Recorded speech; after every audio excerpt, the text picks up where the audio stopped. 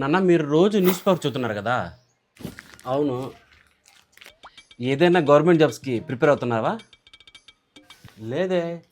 ఈ రిటైర్డ్ అయ్యే వయసులో గవర్నమెంట్ జాబ్ ఏంట్రా పిచ్చనాయాల. మరి ఎందుకు నాన్న రోజు న్యూస్ పేపర్ చదువుతున్నావు?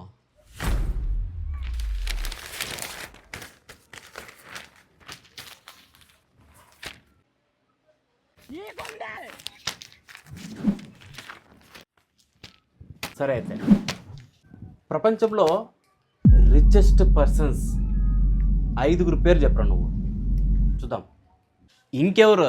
ఎలాన్ మస్క్, బిల్ గేట్స్, ఇంకా ఒక్క నిమిషం నాన్న చాట్ జీపీటీ అడిగి తెలుసుకుంటా. ఆ ఏ రావడం వల్ల మీ మైండ్లో ఏమీ లేకుండా పోతున్నాయి. గుర్తుపెట్టుకోలేదు నాన్న, అందుకే ఏని యూజ్ చేస్తున్నా. సరే, రేపు ఎగ్జామ్ అంటున్నా కదా, ఎగ్జామ్ హాల్కి నీ మొబైల్ తీసుకెళ్ళి చాట్ జీపీటీలో క్వశ్చన్స్ అడిగి ఆన్సర్స్ పేపర్లో రాసి వచ్చేసి. నాన్న మీరు ఏం ఐడియా ఇచ్చారు తెలుసా? రేపు ఎగ్జామ్ కోసము చిట్టీలు ఎత్తుకోమోదాం అనుకున్నా. ఇంకేముంది, ఈసారి మొబైల్ తీసుకెళ్తా, చాట్ జీపీటీతో క్వశ్చన్స్ అన్నీ అడిగేస్తా, ఆన్సర్ రాసేస్తా. ఓకేనా? సరే మొబైల్ తీసుకెళ్ళు, దాని తర్వాత ఇన్విజిలేటర్ పట్టుకుంటాను, నిన్న డీబార్ చేస్తాడు.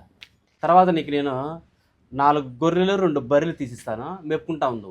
ఓకేనా? అలా కాదు నాన్న, కాలేజీలో చదివేటప్పుడేమో చీటీలతో పాస్ అవుతున్నావు, కాలేజీ నుంచి బయటకు వచ్చాక ఏతో డిపెండ్ అవుతున్నావు. ఎక్కడ్రా నాలెడ్జ్ వచ్చేది? ఎంత ఖాళీ డొల్లా, అంతే కదా? అలా కాదు నాన్న. సరే నాన్న, మీరు రోజు న్యూస్ పేపర్ చదువుతున్నారు కదా, సో మీరు చెప్పండి, ప్రపంచంలో 5 రిచెస్ట్ పర్సన్స్ పేరు చెప్పండి. సరే చెప్తా విను. 5th ప్లేస్లో Bernard Arnold and family. So వాళ్ళ లగ్జరీ ఐటమ్స్ని సెల్ చేస్తుంటారు, బ్యాగ్స్ లాంటివి, వాచెస్. $178 బిలియన్ వాళ్ళ నెట్వర్క్. అంటే ఎంత తెలుసా? ఉండు నన్న చాట్ జీపీటీ అడిగి చెప్తాను. ముందు ఆ ఫోన్ పక్కన పెట్టరా నువ్వు.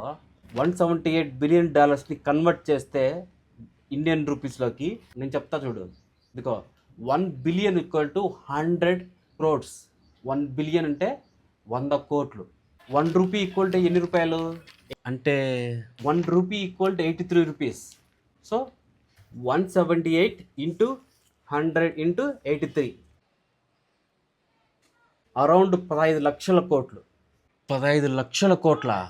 ఇంకా 4వ ప్లేస్లో లారీ ఎలిసన్, ఒరాకిల్ సాఫ్ట్వేర్ ఉంది కదా, దానికి సంబంధించిన వాళ్ళు.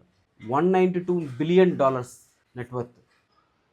ఇంకా 3వ ప్లేస్లో అమెజాన్కి చెందిన జెఫ్ బెజోస్, వాళ్ళ నెట్వర్త్ $215 బిలియన్.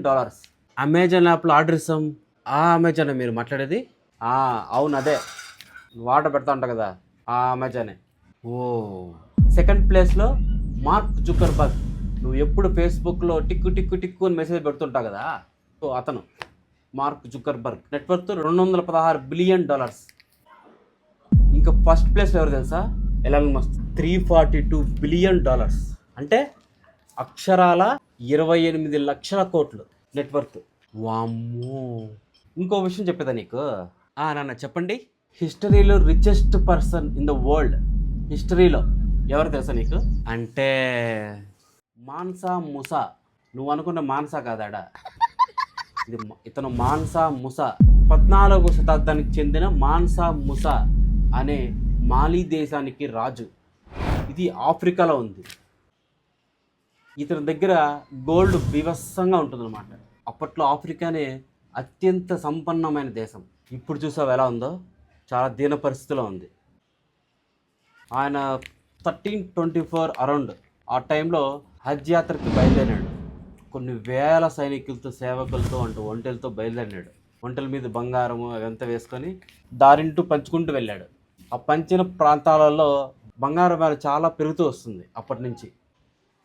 ఇప్పుడు బంగారం విలువ 10 గ్రాములు 24 క్యారెట్స్ లక్ష పైనే, 10 గ్రాములు 22 క్యారెట్స్ 94,000.